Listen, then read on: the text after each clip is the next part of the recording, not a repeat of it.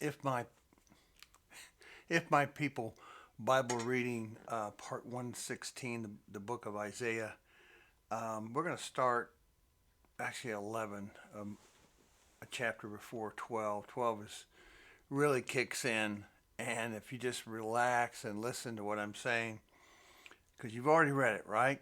Okay. Chapter 11. A shoot will come up from the stump of Jesse, from his roots. A branch will bear fruit. Now that's through the lineage of the line of the kingdom, but Yeshua's, of course, was born human, so we understand that. And they're talking about the cow will feed with the bear, the young will lie down together, lion will eat with eat straw like the ox. This is during the millennium, and before in that day meant the wrath of Yahweh and the Lord's return that started in that day. So now you see in this, the day is continuing, isn't it? It's a different part of the day. It's like the middle of the day, the heat of the day. His place of rest will be glorious. That's chapter 11, verse 10, last part of it. 11, in that day Yahweh will reach out his hand a second time to reclaim the remnant that is left of his people from Assyria, the lower Egypt, the upper Egypt, from Cushim, Elam, Babylonia, Hamath, and from the islands of the sea, the whole world. Now, what does that mean? Reach out his hand a second time. So that if there's a second, there must be a first. There will be those gathered in who hear and obey. And there's going to be weeping and sadness and joy because they thought, oh Lord, I could have done even more and more. Thank you for this opportunity of making me a shepherd amongst all these sheep of the world that I now get the honor to take care of on this earth. This earth, not heaven, this earth. The millennium is not heaven on earth. People have been told that in thousands of books who, by Christians, it is not a heaven on earth. There's going to be so many people that just don't care. And how do we know? How do we know? Because at the end of it, Hasatan is going to rise up again. And if they're so content and so obedient and so transformed and so supernatural, how could they lose eternal life over a stupid idiot named Hasatan that's going to try one last time? Where he knows he's going to lose. He's trying to take as many people with him. That's why. He's trying to fool as many ignorant, stupid people as he can get. He doesn't have to fool the stupid, ignorant people that are already on this earth who hate Yeshua, who hate Yahweh. He's already got them. So he's going after you. He's coming after you. And if he's coming after you, then it's impossible to be raptured up before the tribulation. Right? Because now we're talking about millennium. Millennium. Okay? You getting it? He will raise a banner for the nations, gather the exiles of Israel. He will assemble the scattered people from Judah, from the four quarters of the earth. A second time. Sheep, Christians, and who actually finally catches on. This is the finally catching on bit. They finally get it. The stubborn, mule-headed jackasses, if you want to call them, people who are of Judah, who get it. Not the Sadducees and Pharisees who are planted in to do their things, the bad seed intentionally brought in the world. Not talking about them. Talking about those who really do love Yahweh but don't get Yeshua at all. They don't get it because now they see the 144,000, the 12 tribes, even some of their own. So the ones that are in the land are, as it says here, scattered still. Jewish people who believe in the Messiah this time, not the. You can run into 100,000 Jews today. And they'll say this: I don't believe in the Messiah. I don't believe it all. And then you run to hundreds of thousands of Jews who say this: oh, I believe in the Messiah. What? Some that say absolutely no, and some that say absolutely yes. Keep asking the questions of them. So those who've been a Messiah, is he the Messiah that came the first time of the first advent, that the Sadducees, the Pharisees, and the Romans and also the people of Jerusalem because he did not save them then, turned around a day or two later and said, crucify him? Huh? Are we getting this? They're going to finally understand because they're going to become so jealous. That's how they operate. You go after the root of who they are. They're jealous people. And when they lose all that, because their jealousy explodes, they finally open their eyes because Yahweh opened their eyes. Yahweh opened their ears. Yahweh cleansed their heart and their tongues. And you had something to do with it. There's where you help the Jews.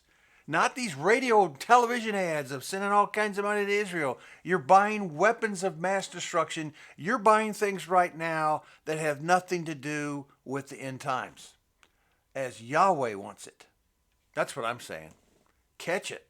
You got to catch it because people die for those who simply, I don't know. All right, now we're in chapter 12. In that day, here we go, in that day again. In that day, you will say, I will praise you, O Yahweh, although you were angry with me, your anger is turned away, and you have comforted me. Now, who just came into the land? Who came into the second?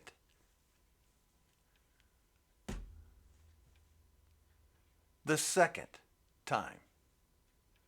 People that believe and hear and obey, who are all 12 tribes now, including, so now the two sticks have become one stick. Now they're one stick. Now, Isaiah chapter 11. Now they are. Okay. I think you got it. I think I got it after all this time. Surely, verse 2. Surely, chapter 12, verse 2. Surely Elohim is my salvation. I will trust and not be afraid. Yahweh, he is my strength. He's my song. He's become my salvation. He's become my Yeshua. Not Jesus. Yeshua. All right. He didn't become the son of Zeus. Jesus, right? This is, my brother was involved this year. It was called The Return. They did the fall tabernacles, and they would have a gathering. People would be camping out and having a good time and so forth, and they would be calling it The Return. And they would also have, meetings and at small churches and congregations and buildings they've rented for years, the last 20 some odd years. And they would practice this return understanding. But what I'm saying here is, did you hear it when you were with them? Because I was with a number of them and I did not hear what I just told you. That's why it concerns me. Even the elect, the very elect, could be fooled in the last days. So, evil is going to be judged. So there's repenting, there's a return in the shoop is the identification, chapter 11. Chapter 12 is the repentance and the return. Chapter 13 is evil is going to be judged. Chapter 14, evil versus good. Who's going to do all the work? Yahweh. Yahweh's going to do all the work. And then after that, you have oracles. Let's read chapter 14. Let's start with verse 1. Yahweh will have compassion on Yaakov. Once again, he will choose Israel and will settle them in their own land. Once again, aliens will join them, added in, the grafted in people, right? That's right out of the new covenant. And join them and unite with the house of Yaakov, Israel. On the day Yahweh gives you relief from suffering and turmoil and cruel bondage, you will take up this taunt against the king of Babylon, how the oppressor has come to an end, how his fury has ended. Yahweh has broken the rod of the wicked, the scepter of the rulers, which in anger struck down peoples with unceasing blows, and in fury subdued nations with relentless aggression. All the lands are at rest and peace. So he's finally ending what's happening right now today. This anger, this I don't accept this as president, this has nothing to do with it. It is just an excuse. in law enforcement, I'll just quickly say, I've had, I don't know, 40 years of it, and testified in court hundreds and hundreds of times in court, sent many people to prison and jail, many for the rest of their life. And I can look up records and still have access to it. So a number of the people who have died at the hands of police were fighting them from the beginning, were on drugs, massive amount of drugs, taking drugs so that they would probably die even if the police never touched them. But the minute they thought they were going down, a good number of them that have made the news and national news and riots and Black Lives Matter and all this stuff, mass confusion of lies. These people were going to die. The guy that was huge in the Northeast, I'll just leave it at that, who was pressed up against the wall and on the ground because he was selling unpackaged cigarettes or something. He knew it. Was he on drugs? Was this Michael on drugs so that he would have sat in jail or at home watching television eating potato chips and he would have died because he overdosed on drugs? You don't hear this on the news, and I'm telling you, I got this from a news source who got it from a police report, who got it from who knows who. So why do I get so like this? I love the people who love Yahweh, and they're being duped. And the mamby-pamby, feminine-type male pastors out there, the only thing you're good at is overeating at people's houses because it's free food and they feel necessary to stuff your face, and you end up being big, fat, obese pastors. And by the way, the word talks about that nation of cows. Does it not? And you are seeing the nation of cows. It's not the losers out there who hate Jesus. Most of them are out there exercising their lives out because they think this is all I got. This is my body, this is my earth, this is my air, this is my water, and this is my food. And you, people who don't care about that and treat it like a god, like I do, I'm coming after you. So you understand that? Because they're looking at you going, you're not even taking care of this so-called temple that you're living in, Mr. Christian. I'm coming after you. I'm saying the same thing they're saying. You're not taking care of the temple that you were Torah commanded in the New Testament to do. Are you? In fact, you won't even finish this 15 minutes. You won't be able to take it. You got to go have a Snickers bar and a sandwich. And when this goes off, I start downloading, I'm laughing. And I know you are too. Some things, and I'll just go out there and ride a bicycle for the next hour or so and get some exercise because I'm taking care of my temple. All right. Chapter 15, another oracle.